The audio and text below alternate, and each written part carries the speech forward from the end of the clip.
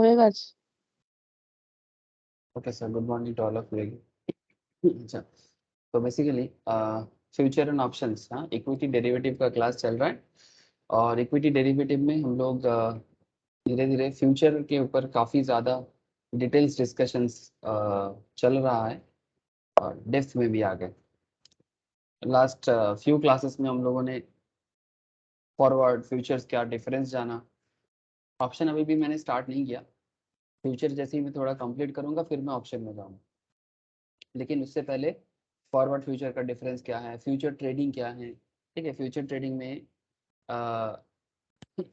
Calculations training कैसे होता है। ठीक है, मतलब मार्जिन कैलकुलेटर यूज़ करके हम लोग किस तरह से फ्यूचर मार्केट में ट्रेड ले सकते हैं। उसमें कैलकुलेटर का बहुत बड़ा हिस्सा है, तो उसके ऊपर बेस करके मैंने बहुत सारा कैलकुलेशन टेक्निक भी ऑलरेडी बताया। रोशनी, तेरा बहुत सारा क्लास मिस है, अगर हो सके ना एक बार टाइम करके कर लेना। ओके। है दादा।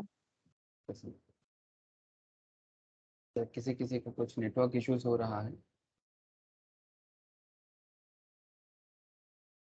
अच्छा, तो बेसिकली आज मैं क्या कराऊंगा आप लोगों को।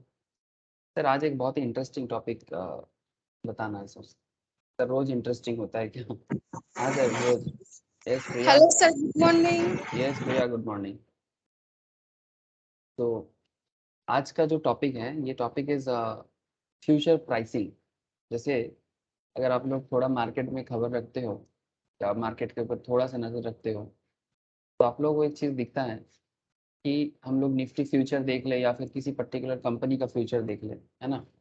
आप लोगों को मैं बहुत बार इसको दिखाया। जब भी हम लोग देखते हैं कि मार्केट में कोई कंपनी ट्रेड ले रहे हैं हम लोग, तो उसका फ्यूचर प्राइस और उसका स्पॉट प्राइस, उसमें एक डिफरेंस होता है। देखा कभी आप लोगों ने फ्यूचर प्राइस और स्पॉट प्राइस पे difference? Hello. Yes sir. Yes ना। नाउ क्वेश्चन इज दैट ये फ्यूचर प्राइस और स्पॉट प्राइस में डिफरेंस क्यों होता है? द बिग क्वेश्चन, है ना। अच्छा सर, थोड़ा सा इशू हो रहा है सर, किसी किसी को थोड़ा सा ज़्यादा ही नेटवर्क प्रॉब्लम बता रहे हैं। ठीक है, क्लास के बाद रिकॉर्डिंग सेंड करना पड़ेगा।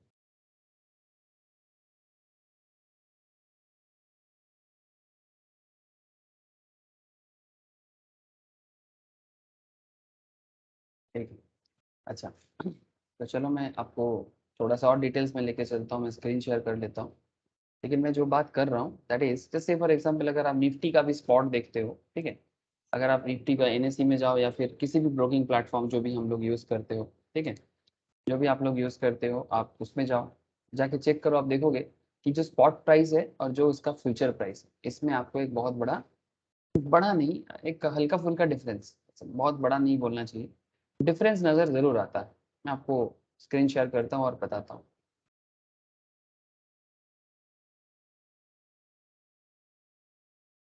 कैंडी टेल मी साहब, क्या स्क्रीन नज़र आ रहा है?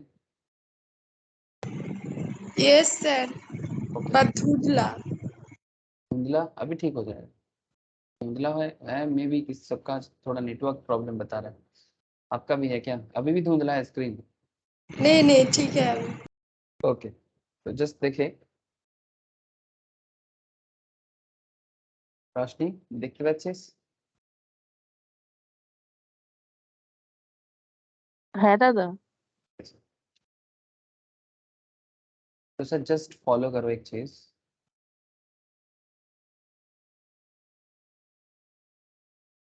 यहाँ पर मैंने इंडेक्स फ्यूचर्स में निफ्टी को लिया। सो निफ्टी बहुत ही फेमस, फ्यूचर मार्केट में बहुत ही फेमस एक ट्रेडिंग एसेट्स बोल सकते हैं आप, ठीक है, जिसके ऊपर मतलब ट्रेड लिया जाता है बहुत ज़्यादा। और क्योंकि निफ्टी में थोड़ा सा रिस्क भी कम होता है, जो मैंने प्रीवियस लेक्चर्स में आप लोगों को समझाया है ना सर।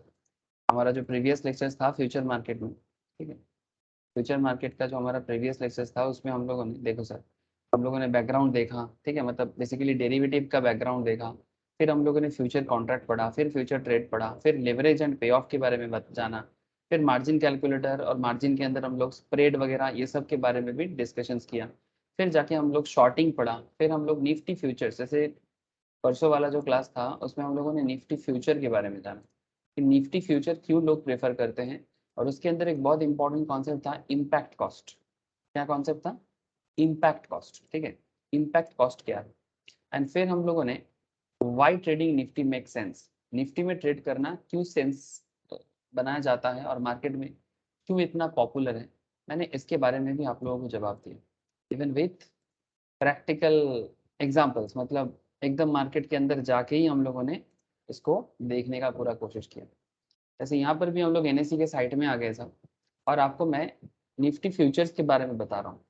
ऐसे तो आप लोगों को पता ही है सर, फ्यूचर मार्केट में 3 तरह का एक्सपायरी होता है ना sir? There are 3 types of expiry. Priya, Roshni, याद है? Yes sir. तो पहले वाला एक्सपायरी को क्या बोलेंगे? अच्छा, near, then near, mid and far. Near mid far. Thank you sir. Near month expiry, mid month expiry and far month expiry. जैसे मानो कि अभी जुलाई स्टार्ट हुआ है, तो अभी जो एक्सपायरी चलेगा मंथली लेवल में, वो सबसे पहले नियर मंथ जो जुलाई 28 में एंड होगा। फिर आता है आपका निफ्टी का अगस्त का एक्सपायरी जो मिड मंथ एक्सपायरी के नाम पे चलता है। And then there is another contract 29 सितंबर में कंप्लीट होने वाला है। तो इस तरह से 3 कॉन्ट्रैक्ट में निफ्टी चलता है। तो बेसिकली क्या होता है, इतना तो आप लोगों को पता चल ही गया कि अगर आपको लगता है कि निफ्टी फ्यूचर में ग्रो करेगा, मतलब आप निफ्टी के बारे में लॉन्ग हो कि शॉर्ट हो, if you are long about Nifty और if you are short about Nifty. Long short का मतलब लॉन्ग का मतलब है बाई कर लो अभी, बाद में सेल कर देना, अगर आपको लगता है कि निफ्टी अभी सस्ता चल रहा है, बाद में और महंगा जाएगा। ठीक है, इट्स लाइक लास्ट प्राइस अगर 15774 था, if you by in this price, ठीक है, निफ्टी, देन ये निफ्टी फ्यूचर का बात आ रहा हूँ, जुलाई फ्यूचर का बात कर रहा हूँ।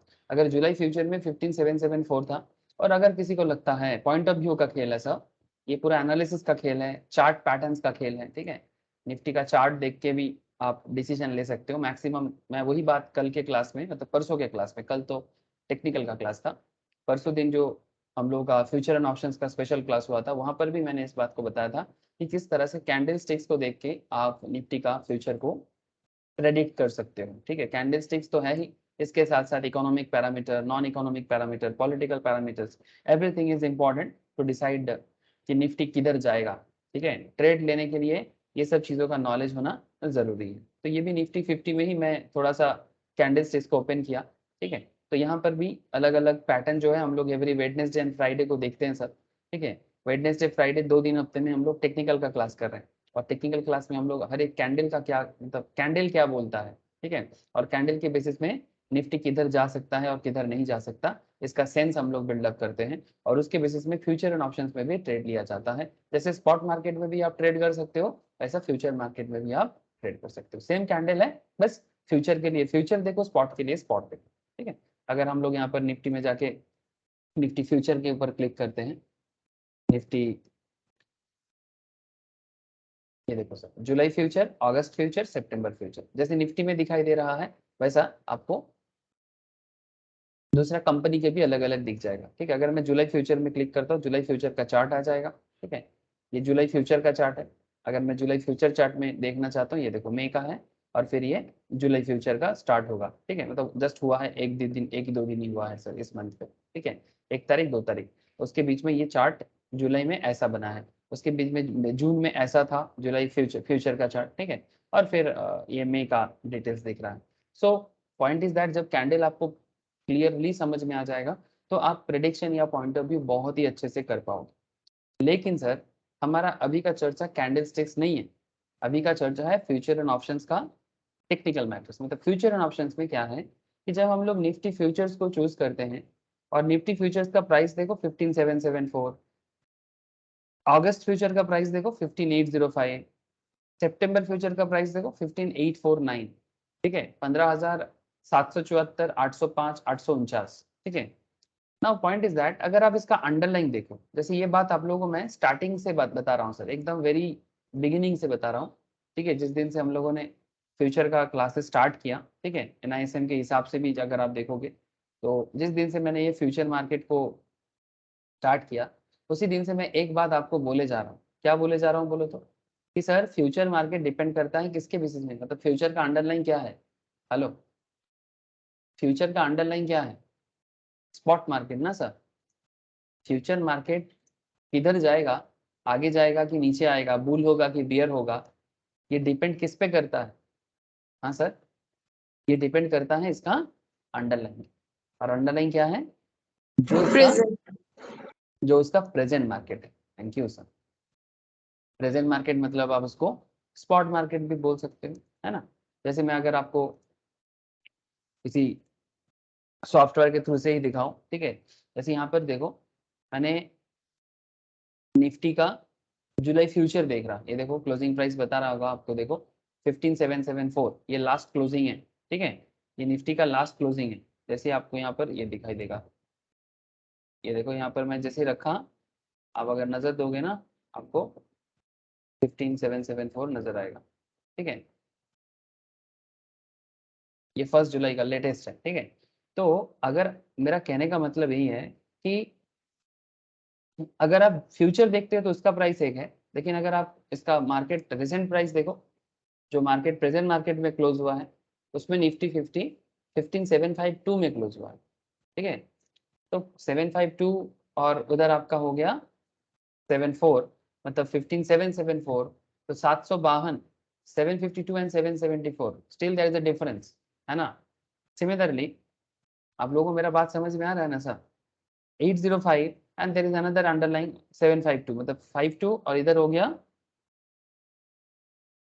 इधर 752 और इधर हो गया 805, इधर 752 और इधर हो गया 849, ठीक है।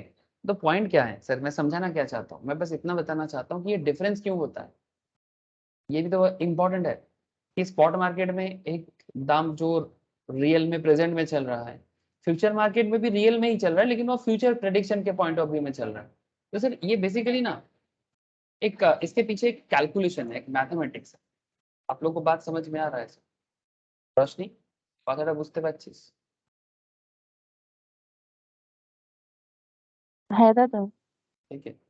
तो जैसे मैं लास्ट दिन आप लोगों को निफ्टी फ्यूचर के बारे में बताया था, निफ्टी फ्यूचर में ट्रेड लेना क्यों सही है वो बताया था, लेकिन आज मैं आपको फ्यूचर प्राइसिंग में लेके जा रहा हूँ। Sir very very important part. जो लोग मतलब अगर मैं डायरेक्टली इस माय पॉइंट में बात करता, पहले ही स्टार्ट कर देता शायद, लेकिन मैंने थोड़ा देर में इसको स्टार्ट किया फ्यूचर प्राइसिंग के बारे में। तो फ्यूचर प्राइसिंग बहुत इंपॉर्टेंट माना जाता है। कहीं कहीं पर आप देखोगे कि अगर आप फ्यूचर ऑप्शंस का स्पेशली जैसे चार्टर्ड लेवल में या फिर जहाँ पर स्टॉक मार्केट के ऊपर क्लासेस बहुत डिटेल्स में कॉलेज वगैरह में पढ़ाया जाता है, कॉलेज में नहीं, ऐसा सो कॉल्ड इंस्टीट्यूशंस वगैरह में, वो फ्यूचर प्राइसिंग में बहुत जल्दी पहुंच जाते हैं। बट हम लोग बहुत ज़्यादा सारा बात करने के बाद फ्यूचर प्राइसिंग में, तो it's okay, no issue sir, लेकिन आपको समझना ज़रूरी है कि प्राइसिंग फार्मूला क्या है, ठीक है।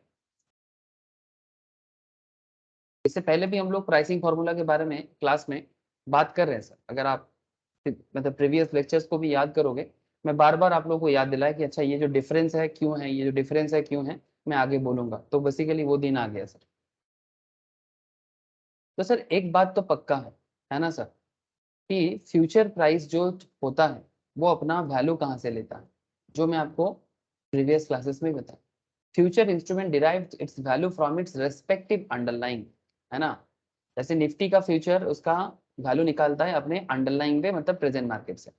सिमिलरली इसके ऊपर बेस करके मैंने आप लोगों को गोल्ड का एग्जांपल दिया था, है ना, कि देश में जो पैसा बनाया जाता है, हमारे देश में जो हमारे पॉकेट में कैश होता है, करेंसी, उसके पीछे हमारे देश में गोल्ड का रिजर्व होना, ठीक है। इंटरनेशनली हमारे देश में जो फॉरेन एक्सचेंज रिजर्व आता है, ठीक है, फॉरेन एक्सचेंज रिजर्व के बेसिस में जो हमारे देश में एसेट बनता है, तो फॉरेक्स प्लस गोल्ड, ठीक है, ये दोनों आज के डेट में देश का एसेट का अंडरलाइंग वैल्यू है। बात बात को समझिए, मैं क्यों फिर से फॉरेक्स एंड गोल्ड पे चला गया। अगर देश के पास फॉरेक्स है, मतलब कितना कंट्री ने डॉलर कमाया, ठीक है, कितना कंट्री ने डॉलर कमाया, तो अगर फॉरेन एक्सचेंज रिजर्व आपके पास अच्छा है, इसका मतलब आपका कंट्री अच्छा एक्सपोर्ट करता है। और अगर आप अच्छा गोल्ड मार्केट से उठा सकते हो, ठीक है, गोल्ड एक इंटरनेशनली बहुत ज़्यादा प्रैक्टिस होने वाला एक ऐसा मेटल है जिसके ऊपर लोगों का इंटरेस्ट बहुत ज़्यादा है। और गोल्ड का डिमांड सप्लाई को लेके और गोल्ड के वैल्यूएशन को लेके सभी कोई मोटा मोटी कॉमन पॉइंट से हैं, आज से नहीं सर, मतलब 1000 ईयर्स पहले से ही ऐसा कॉन्सेप्ट है। तो फॉरेक्स प्लस गोल्ड 1000 नहीं, more than that 5000 10,000 years ago, तो फॉरेक्स प्लस गोल्ड अगर अंडरलाइंग है तो उसके बेसिस में कंट्री में मनी सर्कुलेशन होता है। ठीक है, तो मनी सर्कुलेशन अगर स्पॉट मार्केट हो जाता है, सॉरी मनी सर्कुलेशन अगर फ्यूचर हो जाता है, ठीक है, कि कितना मनी सर्कुलेट होगा, करेंसी का वैल्यू क्या रहेगा, उसके अंडरलाइंग एसेट्स हो जाते हैं फॉरेक्स प्लस गोल्ड। ठीक है, सिमिलरली निफ्टी का फ्यूचर का वैल्यू क्या होगा, ये भी डिपेंड करता है निफ्टी के प्रेजेंट पे।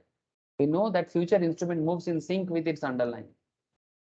फ्यूचर इंस्ट्रूमेंट जो है सर वो सिंक करके चलता है, सिंक करके चलता है मतलब सिंक्रोनाइजेशन है सर इसका, सिंक विद इट्स अंडरलाइन, मतलब अगर अंडरलाइन बढ़ता है तो फ्यूचर भी बढ़ेगा, अगर अंडरलाइन नेगेटिव है तो फ्यूचर नेगेटिव है, और अगर अंडरलाइन पॉजिटिव है तो फ्यूचर भी पॉजिटिव है। If underline price falls so the future price and vice versa, मतलब अंडरलाइन गिरेगा तो फ्यूचर भी गिरेगा, अंडरलाइन बढ़ेगा तो फ्यूचर भी बढ़ेगा। However, the underlying price and the future price differs and they are not really the same.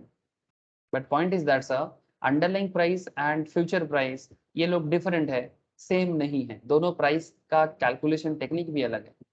इसका एक example लेते हैं sir, to give you a perspective as right there Nifty spot is, जब जिस टाइम पे ये notes लिखा गया था उस टाइम पे Nifty जैसे अभी 15,000 में चल रहा है, तब वो 8,000 में चल रहा है। ठीक है, point to be noted sir, लेकिन कोई फर्क नहीं पड़ता, आपको बात समझने से मतलब। ठीक है, तो आप सिमिलर पैटर्न को आज के मार्केट के हिसाब से भी सोच सकते हो। ठीक है, जैसे ये अभी निफ्टी क्या चल रहा है, लास्ट दिन, आज तो मार्केट ऑन नहीं है सर, आज मार्केट क्लोज है 15,752।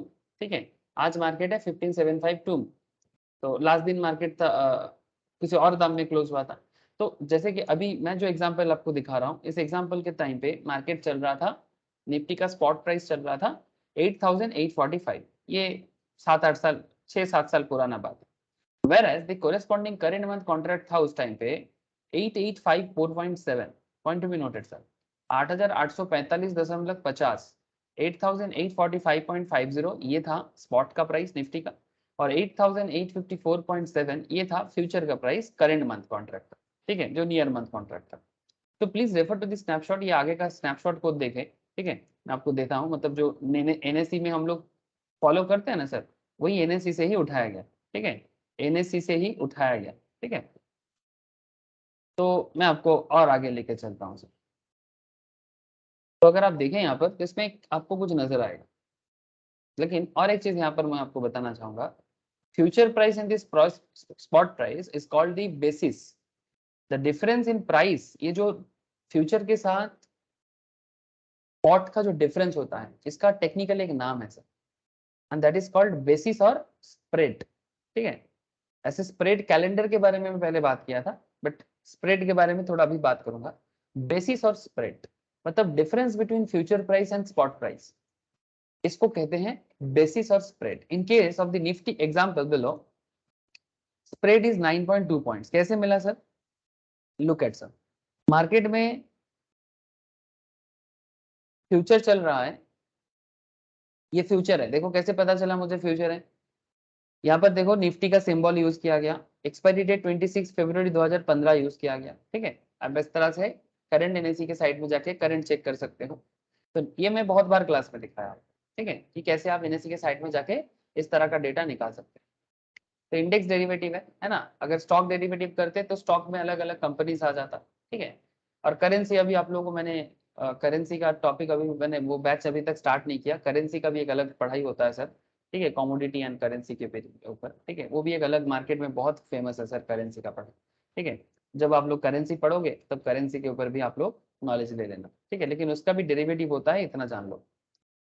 ठीक है, बस इतना समझ लो कि सिंबल क्या है निफ्टी, एक्सपायरी है 26/5/2015। ये पुराना बात कर रहा हूँ मैं, थोड़ा इतिहास में बात कर रहा हूँ, but concept is same till now. तो 8854 दाम चल रहा था सर, 8854.70 इसका दाम फ्यूचर में चल रहा था। ठीक है, फ्यूचर में दाम चल रहा था 8854.70, लेकिन अगर आप इसका अंडरलाइन को देखो तो दाम चल रहा था 8845.50। ठीक है, तो ये 54 है और ये 45 है, तो कितने का डिफरेंस हो गया, 9.2 पॉइंट्स का। हेलो रोशनी, प्रिया, बोलो सर, बात समझ में आया Yes, sir. है ना, कि रोशनी बुझते पारली कि पारली ना?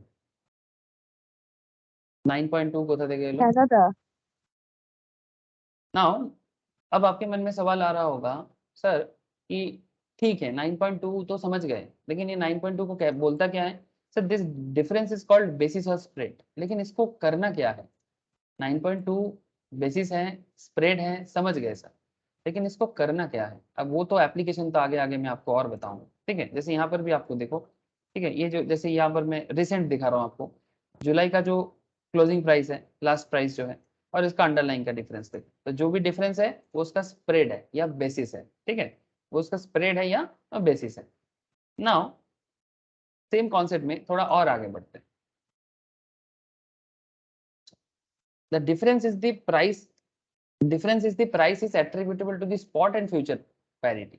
मतलब जो भी डिफरेंस हम लोगों ने यहाँ पर निकाला वो spot market and future market के बीच का डिफरेंस को द स्पॉट फ्यूचर पैरिटी कहते हैं। Spot future parity the difference between the spot and futures price that arises due two variable.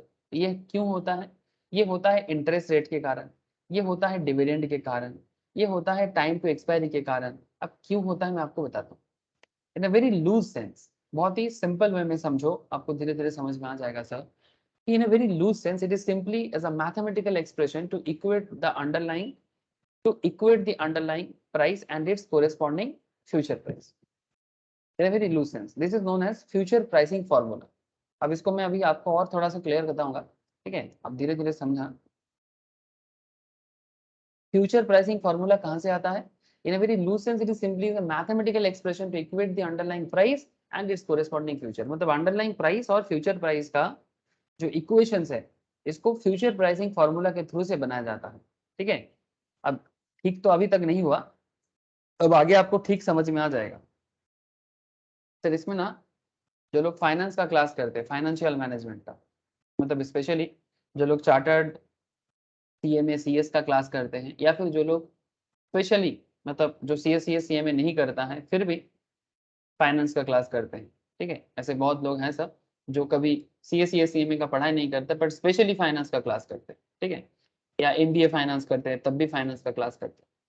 तो पॉइंट इज दैट कि फाइनेंस के क्लास में ये चीज सिखाया जाता है जो मैं अभी आपको बताने जा रहा हूँ, ठीक है। So don't worry, simple concept है, समझ में आ जाएगा। जो कभी फाइनेंस ना भी पढ़ा है उसे भी समझ में आ जाएगा, बट हाँ फाइनेंस पढ़ने से थोड़ा एक्स्ट्रा कनेक्टिविटी जोड़ लेगा। अब ये फ्यूचर प्राइसिंग फॉर्मूला क्या बताता है? सर फ्यूचर प्राइस क्या है? Future price is spot price into 1 plus RF minus T. 1 plus RF minus T Roshni কিছু কানেক্ট করতে পারছিস? রিস্ক ফ্রি মনে পড়ছে? টাইম ভ্যালু অফ মানিতে পড়েছিস, कॉस्ट ऑफ कैपिटल में पढ़ा। हाँ सर, कैपिटल स्ट्रक्चर में रिस्क फ्री के बारे में डिस्कशन होता है। रिस्क फ्री रेट রশনি একটু একটু মনে পড়ার কথা কিন্তু।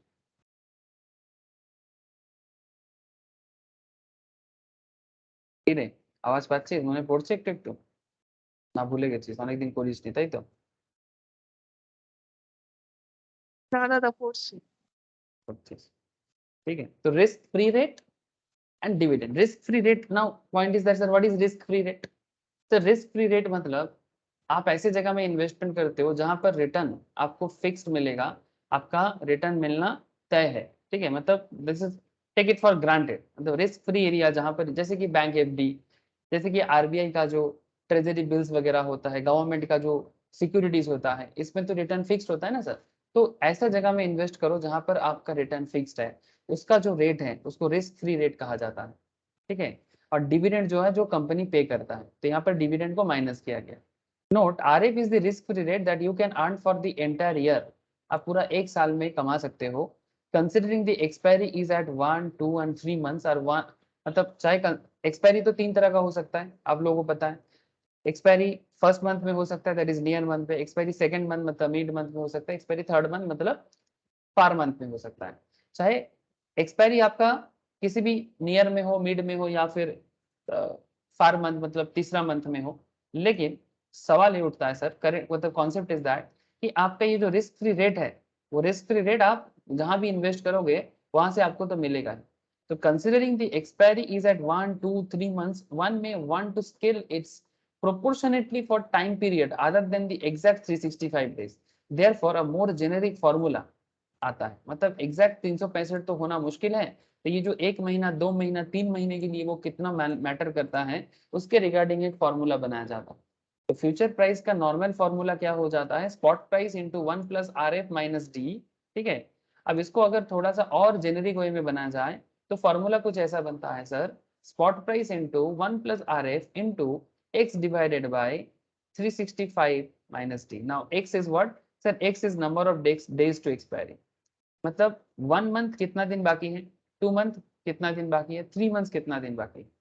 बात को समझे, 1 मंथ मतलब नियर मंथ। अगर आप आज कॉन्ट्रैक्ट करते हो, अगर करेंटली आप निफ्टी 50 में कॉन्ट्रैक्ट लेते हो तो आज 2 तारीख है सर, तो टुडे इज 2 जुलाई, तो आपका कॉन्ट्रैक्ट खत्म होने में अभी भी 26 डेज है ना सर।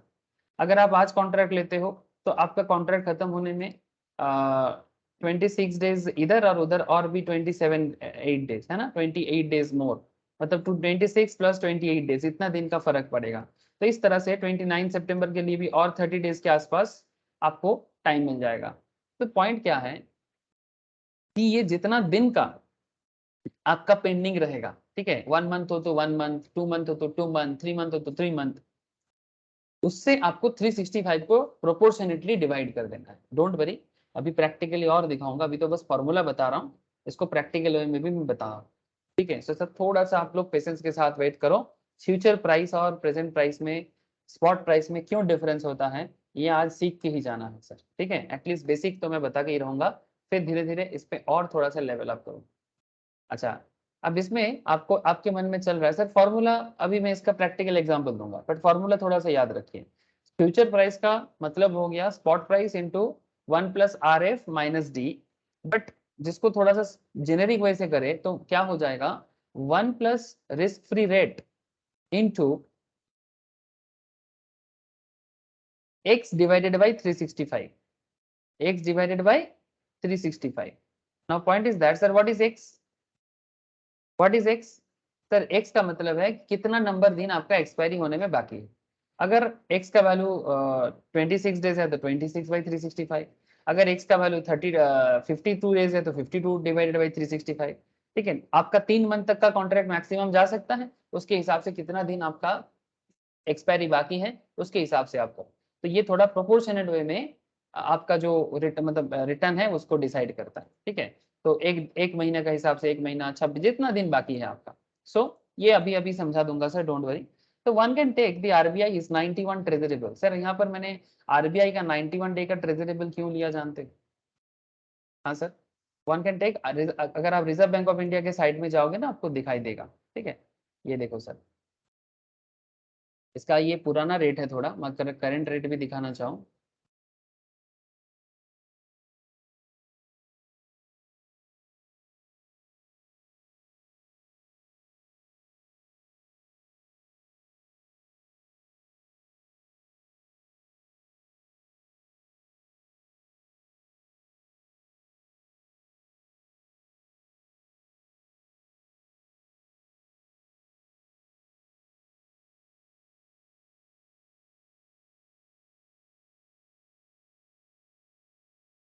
सर आप लोगों को कुछ नजर आ रहा है क्या?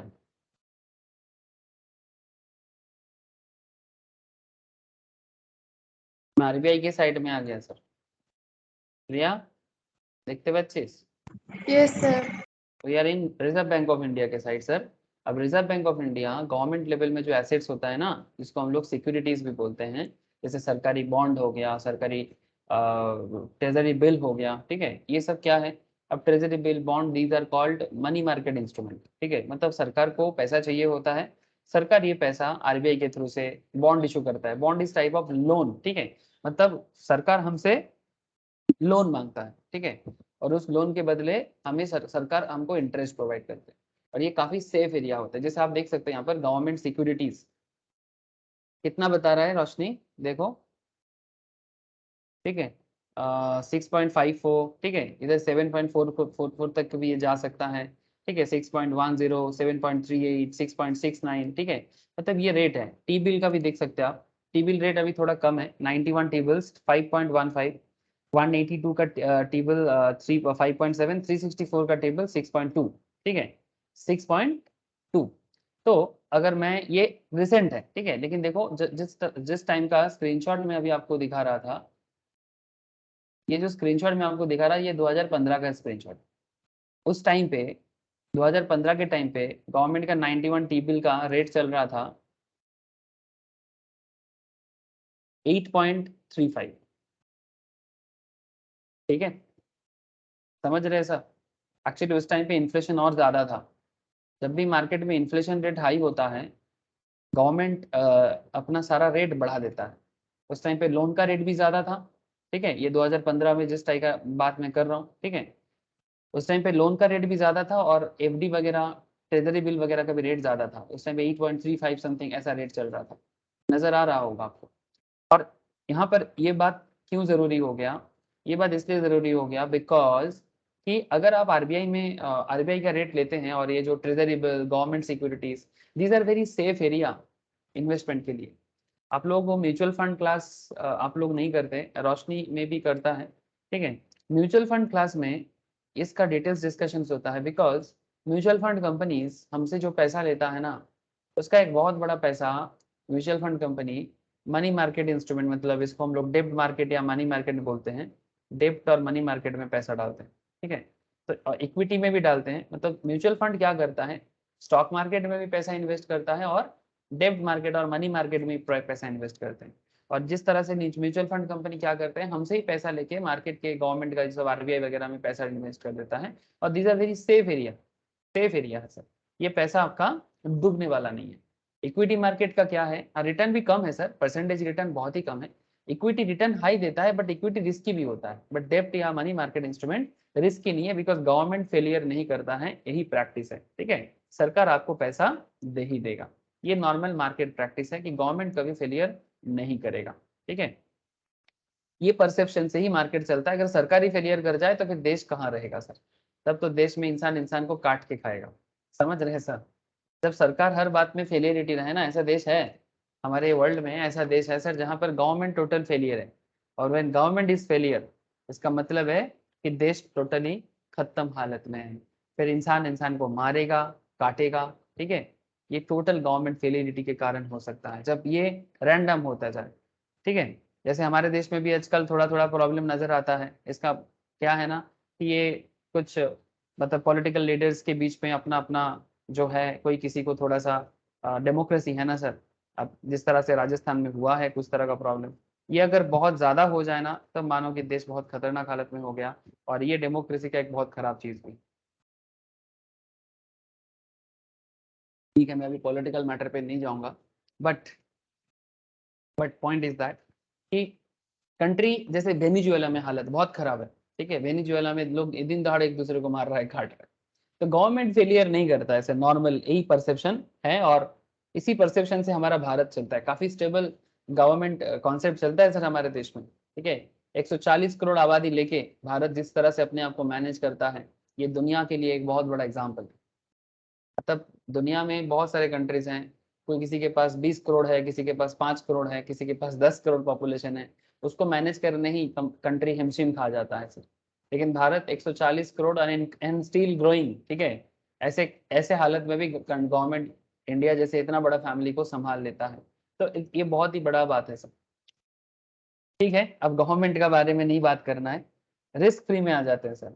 तो please point to be noted, यहाँ पर जो रिस्क फ्री चल रहा था 2015 में, वो रिस्क फ्री हो गया 8.35 के आसपास। 91 डेज का एक टी बिल का डेटा है, ठीक है। मतलब अगर 91 डे का टी बिल या ट्रेजरी बिल अगर आप इन्वेस्ट करते हैं तो वहां पर सरकार आपको 91 डेज में 8.35 करके आपको रिटर्न प्रोवाइड करेगा। एक फैक्ट चीज दिखाता हूँ आपको म्यूचुअल फंड्स का, मेरा कुछ इन्वेस्टमेंट है तो स्टूडेंट्स को भी, बहुत सारे, नॉट जस्ट मेरा, बहुत सारे स्टूडेंट्स का भी इसमें इन्वेस्टमेंट था। मैं आपको दिखाता हूँ, ये पराग पारिक का एक म्यूचुअल फंड था, ठीक है। पराग पारिक म्यूचुअल फंड्स में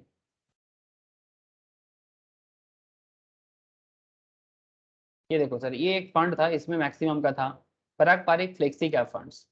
अब फ्लेक्सी कैप में ये बेसिकली इक्विटी बेस्ड है, यहाँ पर Indian companies as well as foreign companies, मतलब इंडियन कंपनीज में आप देख सकते हैं आईटीसी, बजाज, डॉक्टर रेड्डी, ये सब इंडियन कंपनीज हैं। और साथ में फॉरेन कंपनीज में जैसे गूगल, ठीक है, जैसे गूगल, फेसबुक, ठीक है, इस तरह का कंपनी भी है।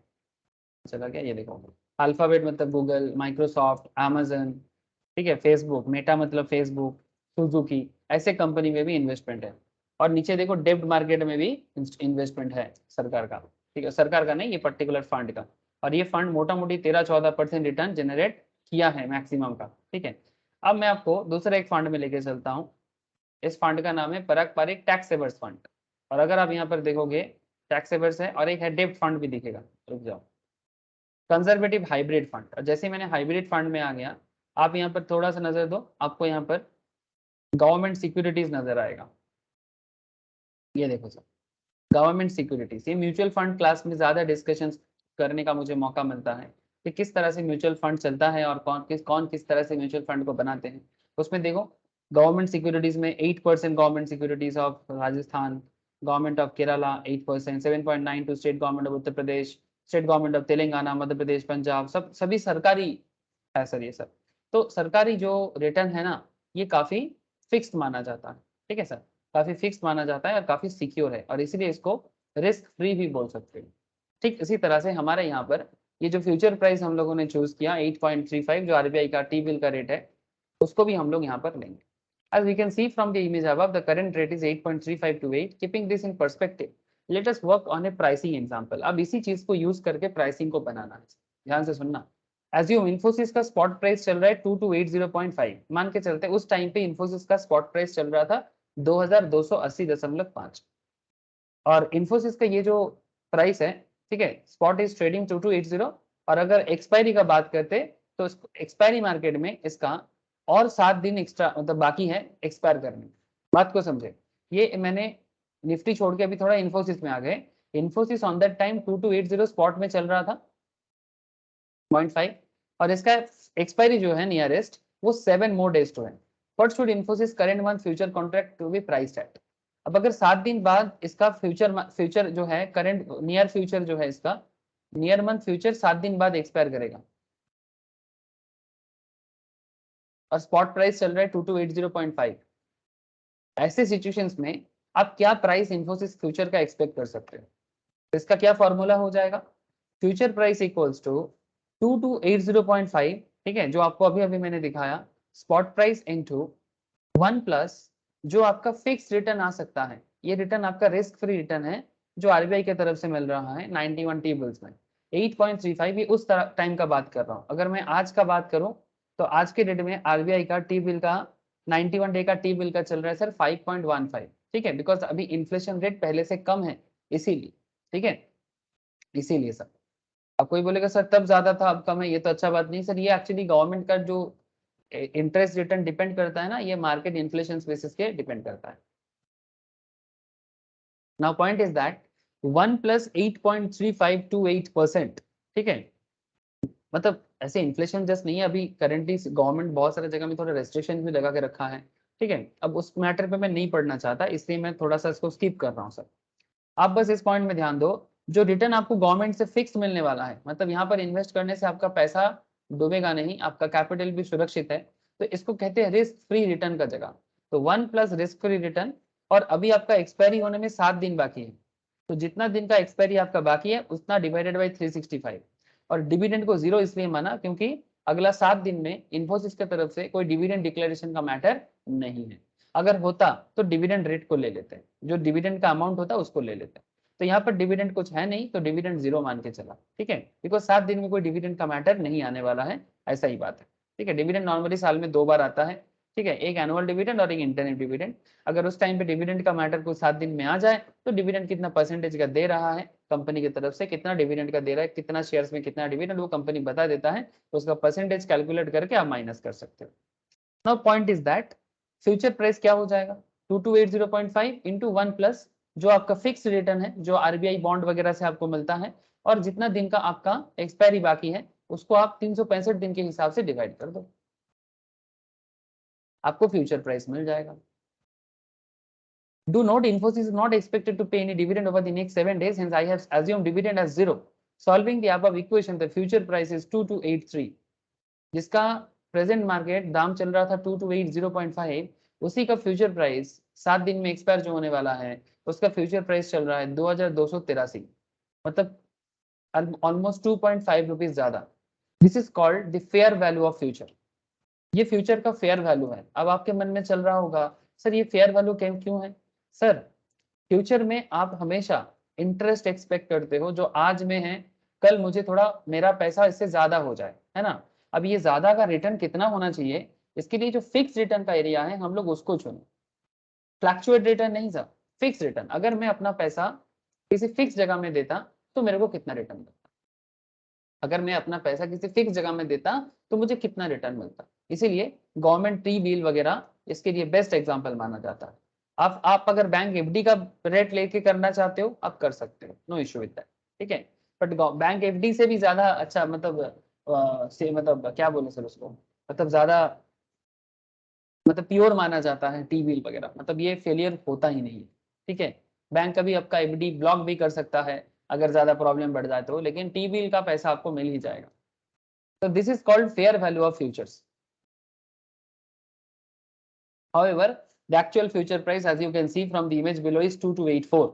अब देखो सर हम लोगों ने हिसाब लगाया 2283, अगर आप इस इक्वेशंस को सॉल्व करते हो, ठीक है, 2 + 8.3528%, ठीक है, जितना आएगा फिर उसको आप इसके साथ इंटू करो और फिर 7/365 करो और जो भी डिविडेंड है उसको माइनस करो, आपको 2283 आ जाएगा। लेकिन यहाँ पर अगर हम देखें सेम टाइम पे, जिस टाइम पे ये कैलकुलेशन बनाया गया था, उस टाइम पे एनएसई में विजिट करके देखा गया इन्फोसिस का प्रेजेंट फ्यूचर मार्केट चल रहा है जो नियर मंथ का, जो 26 फरवरी 2015 में एक्सपायर होने वाला है, जिसका 7 दिन ही एक्सपायरी बाकी था, ठीक है।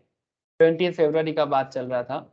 20 फरवरी में यहाँ पर दाम दिख रहा है सर 2284 का, और अंडरलाइन बता रहा है 2280.50 का, जो तो मैं आपको पहले ही बताया कि अंडरलाइन हमारा 2280.5 है और 2283 हमारा आया, लेकिन फिर भी 1% ज्यादा आ गया, है ना सर। आपके मन में चल रहा है कि सर 1 रुपी ज्यादा क्यों, है ना।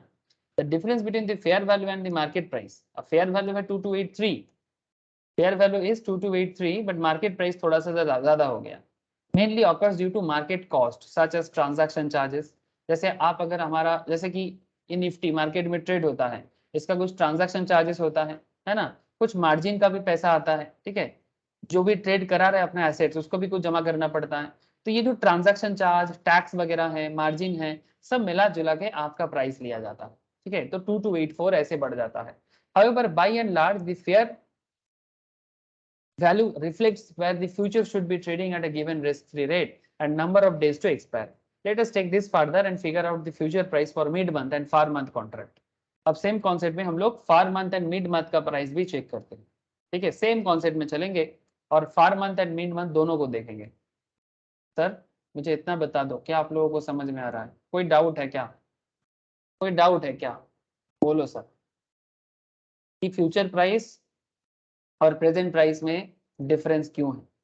क्यों निफ्टी 15,752.05 है और क्यों इसका फ्यूचर प्राइस 15,774 है? इसके पीछे का मेन रीजन ये है कि सर सिंपल रीजन ये मानो, ठीक है, एकदम सिंपल लूज सेंस में सोचो कि अगर मेरा पैसा मैं फ्यूचर में रोक देता, ठीक है, अगर मैं मेरा पैसा फ्यूचर के लिए से फॉर एग्जांपल आज आपको कहीं पर 1 मंथ के लिए इन्वेस्ट करने के लिए बोला जाए, ठीक है, तो आप 1 मंथ इन्वेस्टमेंट के कहीं तो कुछ रिटर्न तो डिसाइड करोगे ना। तो 1 मंथ इन्वेस्टमेंट में बेस्ट वगैरह माना जाता है 1 मंथ 3 मंथ, ठीक है। इसके लिए बेस्ट माना जाता है आरबीआई का ट्रेजरी बिल वगैरह, ठीक है, जो मैं आपको आरबीआई साइट में जाके दिखाया। तो आरबीआई का ट्रेजरी बिल जैसे मैं जिस टाइम का आपको बता रहा हूँ उस टाइम पे चल रहा था 8.53 समथिंग, ठीक है, आज के डेट में चल रहा है 5.56 समथिंग, ठीक है। तो आप इतना रिटर्न तो कलेक्ट कर ही लोगे। तो अगर आप 1 मंथ में, 2 मंथ में या 3 मंथ में इतना रिटर्न कमा लेते हो तो उतना रिटर्न तो आपको मिलना ही चाहिए आपके पैसे में। इसीलिए फ्यूचर प्राइस हमेशा थोड़ा ज्यादा होता है कॉम्पेरेटिवली प्रेजेंट मार्केट से, बिकॉज आपका पैसा फ्यूचर में इन्वेस्ट होके बढ़ जाएगा, ठीक है। इसीलिए फ्यूचर प्राइस में थोड़ा सा ज्यादा नजर आता है और इसके पीछे बेसिकली वही इंटरेस्ट का ही काम है जो मैं आपको फ्यूचर प्राइस का फॉर्मूला में बताया। Spot price into 1 + risk free rate into जितना दिन का एक्सपायरी बाकी है डिवाइडेड बाई 365 दिन 1 साल के हिसाब से, और अगर डिविडेंड है तो डिविडेंड को माइनस करके बताओ, ठीक है। अगर डिविडेंड नहीं है, जैसे हमारे केस में हम लोगों ने डिविडेंड को 0 माना, प्लीज टेल मी सर। रिया, रोशनी, बोलो सा। Yes sir. है दादा। कैसा? अब थोड़ा सा मिड मंथ कैलकुलेशंस में भी देख लेते हैं, mid month and far month में। अच्छा, अब number of days to expire equals to, अगर मान लेते हैं कि 26 मार्च में 2015 में हो रहा था, तो आपका number of days to expire जो हो जाएगा सर 20 फरवरी से 26 मार्च, 34 डेज का टाइम पीरियड हो जाएगा।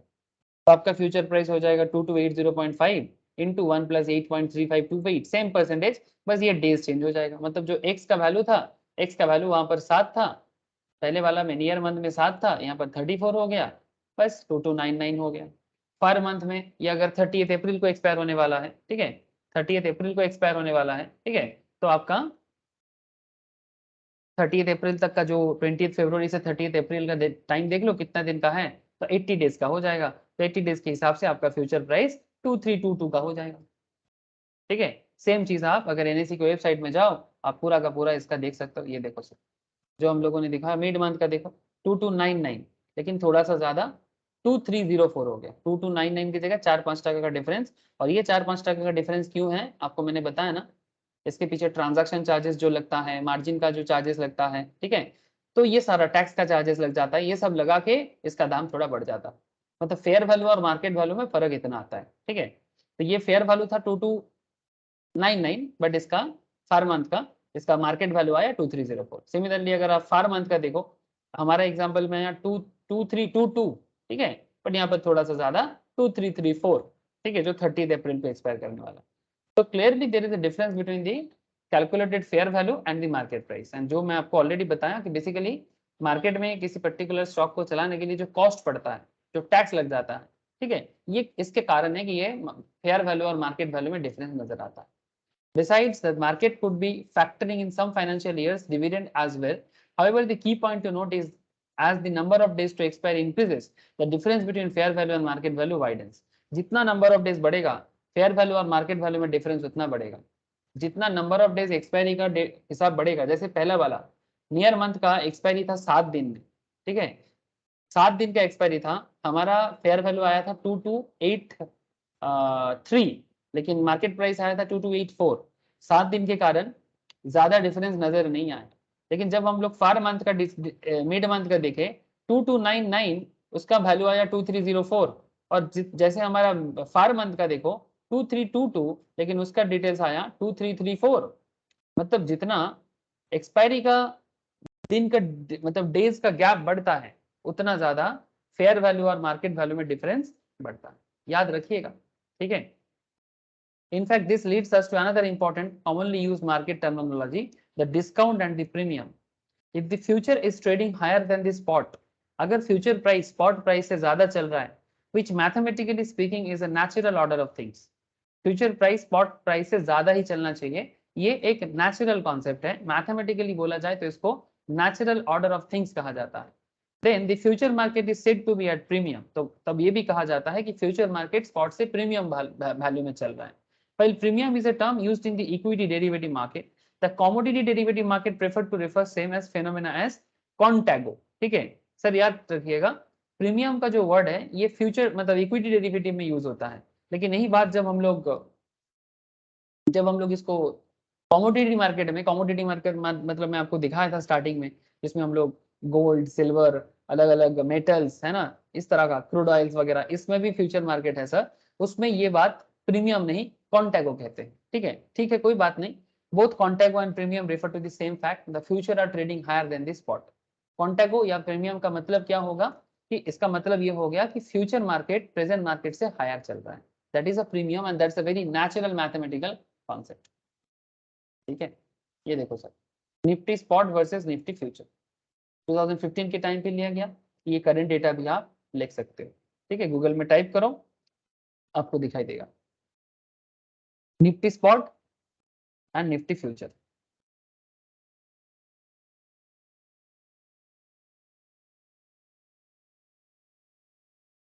ये जो डीप है ये निफ्टी स्पॉट है, जो इसको मैंने रेड किया, और निफ्टी फ्यूचर देखो, निफ्टी फ्यूचर का मैं थोड़ा कलर अलग करता हूँ।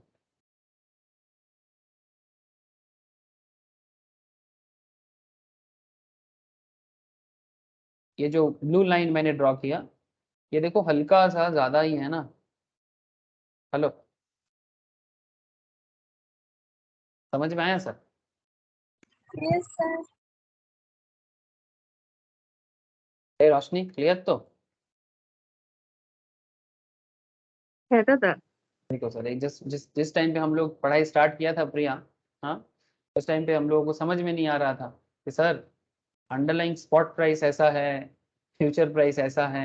बट देखो आज क्लियर हो गया ना सबको, ऐसा क्यों है। समय लगता है, थोड़ा समय देना पड़ता है, बट समय देने से हर हर हर प्रॉब्लम सॉल्व हो सकता है। ठीक है,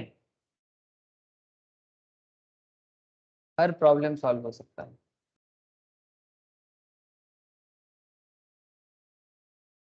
okay, so specifically I want to draw your attention to the following few points. At the start of the series, the spread between the spot and future is quite high, है ना? मतलब जो black arrow में आपको नजर आएगा, ठीक है। जब हम ये ग्राफ से भी आपको कुछ समझ में आ जाएगा। एक सेकेंड, जब ये स्टार्ट हुआ था, जब ये सीरीज स्टार्ट हुआ था, स्पॉट और फ्यूचर का जो स्प्रेड है, जो गैप है, स्प्रेड क्या है और बेसिस क्या है मैंने बताया आपको, ठीक है। स्प्रेड और बेसिस क्या है मैंने आपको बताया। स्टार्टिंग में ये गैप ज्यादा है, लेकिन बीच बीच में गैप कम हुआ है, ठीक है। तो स्टार्टिंग में ज्यादा है, बट लास्ट में देखो एकदम गैप रहा ही नहीं।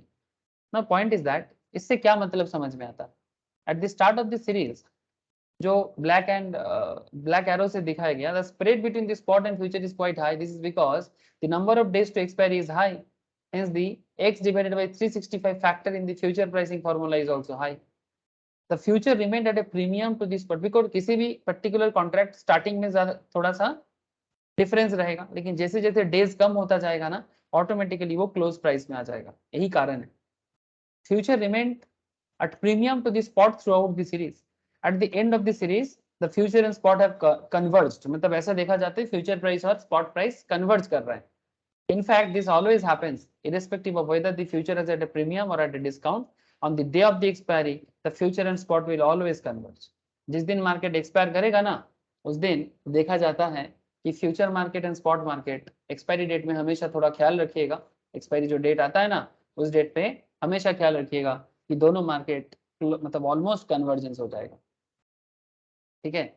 If you have a future positions, if you have a future positions and if you fail to square off the position by expiry, then the exchange will square off the position automatically. याद रखिए sir, अगर आप खुद से नहीं करते, future market मतलब market automatically आपका पोजीशन एक्सपायर कर देगा and it will be settle at the spot price as both future and spot converge on the day of expiry. और वो आपको स्पॉट प्राइस मतलब स्पॉट प्राइस में जो चलेगा उसी दाम पे आपको सेटल करेगा। ठीक है, अगर आप खुद से नहीं करते। If you have a future positions and if you fail to square off the positions by expiry, then broking firm जो है वो आपके behalf में काम करेगा। Not always does the future trade richer than the spot. ठीक है, क्या हमेशा ऐसा होता है कि future trade spot से ज्यादा होगा? There could be instances mainly owing to short-term demand and supply imbalance where the future would trade cheaper than its corresponding spot. These situations is when the future is said to be trading at a discount. कभी future अगर spot से कम दाम में चलता है, ठीक है, in the commodities world ऐसा देखा जाता है। The same situation is referred to as backwardations. ठीक है, इक्विटी मार्केट में हम लोग उसको डिस्काउंट में बोलते हैं, और कमोडिटी पीरियड मार्केट में, कमोडिटी डेरिवेटिव में हम लोग उसको बैकवर्डेशन बोलते हैं। मतलब स्पॉट मार्केट से भी कम दाम में फ्यूचर चलता है। ये तब चलता है जब डिमांड सप्लाई में थोड़ा बहुत इम्बैलेंस हो जाता है। डिमांड सप्लाई इम्बैलेंस होने से, ठीक है, ऐसा नजर आता है कि स्पॉट से भी फ्यूचर नीचे नजर आ रहा है। ठीक है, नॉर्मल नॉर्मल नहीं होता, वो थोड़ा एबनॉर्मल सिचुएशन में दिखता है। That's imbalance where future would trade cheaper than its corresponding spot. The situations when the future is said to be trading at a discount to the spot, इसको discount to the spot कहा जाता है। Same चीज commodity market में backwardation कहा जाता है।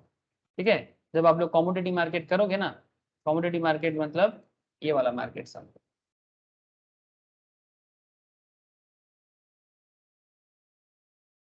Multi commodity exchange. ठीक है, ये देखो, ये मल्टी कमोडिटी एक्सचेंज में इवन आप जीरोधा, आप स्टॉक्स के थ्रू से अगर अकाउंट ओपन करते हो या मोतीलाल के थ्रू से करते हो, जहां से भी अकाउंट ओपन करोगे कमोडिटी मार्केट का भी आपको बोलेगा कंपनी की तरफ से, तो आप कमोडिटी में भी ट्रेड ले सकते हो। ठीक है, ये जो देख रहे हैं ना सर, ये देखो इंस्ट्रूमेंट टाइप में फ्यूचर कमोडिटी है। इसमें आप सिलेक्ट करो कौन से कमोडिटी में करना चाहते हो, aluminium, copper, cotton, crude oil, gold, कौन सा फ्यूचर में करना चाहोगे। सेम कॉन्सेप्ट है बट आपको मार्केट थोड़ा अलग है, ठीक है। वो इक्विटी था, ये कमोडिटी है। अगस्त, अक्टूबर, दिसंबर 3 कॉन्ट्रैक्ट चल रहा है। नेक्स्ट कॉन्ट्रैक्ट खत्म होगा अगस्त में, 5 अक्टूबर में एंड देन 5 दिसंबर में। तो अगर आप 5 अगस्त के लिए करते हो, ये देखो अभी गोल्ड का अगस्त का फ्यूचर का ये दाम चल रहा है। ओपन प्राइस इतना था, लो इतना था, लास्ट ट्रेडेड इतना था, क्लोज हुआ है 5517 पे। तो अगर आपको लगता है कि 5517 पे बाई करना चाहिए तो बाई करके रख लो, सिंपल है। और अगर आपको लगता है कि इसका फ्यूचर अच्छा जाने वाला है, ये 50 अगस्त में इसका दाम 51 के आसपास जाएगा, तो अगर जाता है तो आपको प्रॉफिट जितने का होगा। समझ में आया सर? हेलो, ये 10 ग्राम सोना का प्राइस है। सोना खरीद के घर पे रखने का जरूरत नहीं होता, सोना खरीद के मार्केट में ही रख लो, ठीक है। बस वैल्यू में ट्रेड करो, 10 ग्राम सोना के लिए इतना पैसा डालो, और फिर सोना का दाम अगर आपको लगता है मार्केट में बढ़ेगा तो आप उस हिसाब से मार्केट में इन्वेस्ट करके रख लो, मतलब बेसिकली ट्रेडिंग के लिए रख लो, कॉन्ट्रैक्ट कर लो, मार्जिन जमा करो। जैसे नॉर्मल मार्केट में होता है ऐसा भी यहाँ पर भी होता है। बट डोंट वरी, जब हम लोग कमोडिटी मार्केट में स्पेशल पढ़ेंगे ना सर, कमोडिटी एक स्पेशल पढ़ाई है, कमोडिटी एंड करेंसी दोनों अलग अलग मार्केट है। ये जब पढ़ेंगे तब आपको मैं थोड़ा सा और डिटेल्स बताऊंगा, ठीक है सर। अभी तो सर इक्विटी डेरिवेटिव चल रहा है, मैं ज़्यादा बात नहीं कर पाता, लेकिन जैसे इक्विटी डेरिवेटिव खत्म हो जाएगा उसके बाद अगर आप लोग एक कमोडिटी या करेंसी के लिए भी अलग से पढ़ाई करना चाहोगे तो उस टाइम पे मैं आपको ये बताऊंगा। ऐसे तो मैं अभी बता थोड़ा सा जा रहा हूँ, लेकिन एक डिटेल्स एजुकेशन हर चीज़ का होता है, तब आप उस तरह से कर सकते हैं, ठीक है। बोलो सा কিরে বোঝা গেল? समझ में आया? হ্যাঁ দাদা। প্রিয়া, বুঝতে পেরেছিস? হ্যাঁ স্যার। স্যার স্যার আমাকে কালকে ক্লাসটা পাঠিয়ে দেবেন তো? না আর কি আচ্ছা, বৃহস্পতিবার দিকে। ओके पाठिए दो, पाठिए दो। सर यहाँ पर कुछ प्रैक्टिकल एप्लीकेशंस है जहाँ पर ये फ्यूचर प्राइसिंग का प्रैक्टिकली एप्लीकेशंस करके रिस्क फ्री वगैरह करके दिखाया गया है। तो एक काम करता हूँ सर, नेक्स्ट क्लास में ये प्राइसिंग फार्मूला को आपको मैं दिखाता हूँ, ठीक है, बिकॉज अभी चलेगा सर थोड़ा सा। और फिर मैं उसके साथ हेजिंग को भी बताऊंगा, हेजिंग क्या होता है, कैसे आप अपने रिस्क कंट्रोल करके इन्वेस्टमेंट या ट्रेड कर सकते हो, उसके बारे में मैं नेक्स्ट क्लास में बात करूँगा, ठीक है। तो आज मैं और ज़्यादा नहीं बताता हूँ, मैं आज इतना तो आपको बता दिया कि फ्यूचर प्राइसिंग होता क्या है, और इतना भी बता दिया स्पॉट मार्केट और फ्यूचर मार्केट में दाम में फर्क क्यों होता है, ठीक है। तो basically risk free rate of return है। अगर मैं अपना पैसा 1 मंथ के लिए कहीं गवर्नमेंट बॉन्ड में रख देता, मुझे जो रिटर्न मिलता वो रिटर्न तो मुझे चाहिए, तो बेसिकली उसके बेसिस में फ्यूचर प्राइस प्रेजेंट मार्केट से थोड़ा ज़्यादा होता है। और फेयर वैल्यू और मार्केट प्राइस में डिफरेंस इसलिए होता है, फेयर वैल्यू जो है सर, फेयर वैल्यू मार्केट में जो कैलकुलेशन करके आता है वो है, और मार्केट वैल्यू उस पर्टिकुलर उसको ट्रेड कराने के लिए जो एक्सचेंज का चार्जेस लग जाता है, टैक्स का चार्जेस लग जाता है, ठीक है, वगैरह वगैरह लगने के बाद वो चार्जेस भी आपसे लिया जाता है, तो इसलिए उसका प्राइस बढ़ जाता है, ठीक है। तो सब कुछ मिला जुला के मार्केट वैल्यू और फेयर वैल्यू का डिफरेंस आता है, जो मैं आपको ऑलरेडी बता दिए, ठीक है। बस आपको क्या करना है सर, जो क्लास में हुआ उसको घर पे थोड़ा रिवाइज करते रहना है, ठीक है। रिवाइज इज वेरी इंपॉर्टेंट, और फिर अपना अपना अकाउंट अगर है तो फिर ट्रेडिंग भी थोड़ा थोड़ा करना चालू करना है, और अकाउंट अगर नहीं है तो अकाउंट ओपन करके हल्का हल्का ट्रेडिंग करना चालू करना, ठीक है। जिन लोगों का अकाउंट नहीं हुआ है वो मुझे बताएं, मैं उनको अकाउंट का लिंक शेयर करूंगा, वो अकाउंट ओपन कर ले, ठीक है, जहाँ ठीक लगे, और फिर हल्का हल्का ट्रेडिंग भी वो चालू करें, ठीक है सर। आज इतना ही है, नेक्स्ट क्लास में मिलेंगे फिर, okay. Okay sir. Okay sir, bye হ্যাঁ দাদা, फिर। Okay Roshni, tata. রাখছি দাদা। ओके।